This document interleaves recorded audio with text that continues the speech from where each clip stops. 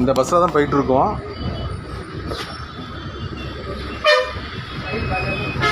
இந்த conductor sir இவர் தான். நம்பரு பரவாயில்லண்ணே, என்னால் முடிஞ்சது ஏதோ.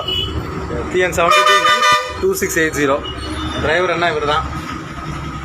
என்னென்னா ஸ்கேட்லேருந்து புது பஸ் ஸ்டாண்டு போடுறதுக்கு போல ஜங்ஷன் போட்டு டிக்கெட் எடுத்திருக்காங்க.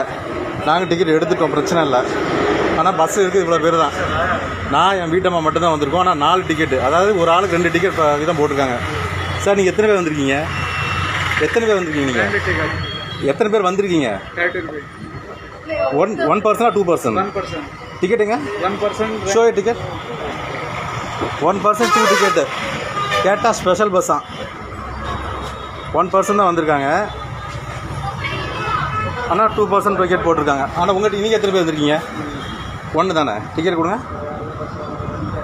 இங்கே பாருங்கள், 1 பர்சன் தான், ஆனால் 2 பேர்த்து டிக்கெட்டு. கேட்டால் ஸ்பெஷல் பஸ்ஸு. அதே மாதிரி இன்னொரு 4 பேர் தான் இருக்காங்க. மொத்தமே இவ்வளோ தான். டிக்கெட் கொடுங்கண்ணே. நீங்கள் எத்தனை பேர்ண்ணே? நீங்கள் 2 பேரா? இதில் எத்தனை டிக்கெட் போட்டிருக்காங்க? 4 பேர் போட்டிருக்காங்க. மேல் 4 பேர். எத்தனை? 4 பேர். பாருங்கள், மேல் 4 பேர். ஆக்சுவலாக 2 பேர் தான் வந்திருக்காங்க. மேல் 4 டிக்கெட் போட்டு 60 ரூபா சார்ஜ் பண்ணியிருக்காங்க. ஆனால் நீங்கள் 1 2 டிக்கெட்டுங்க. எத்தனை டிக்கெட் போட்டுருக்காங்க? இதில் 2 பேர் போட்டுருக்காங்க. எங்கேருந்து எங்கே வரீங்க? காலேஜ். எந்த காலேஜ்லேருந்து?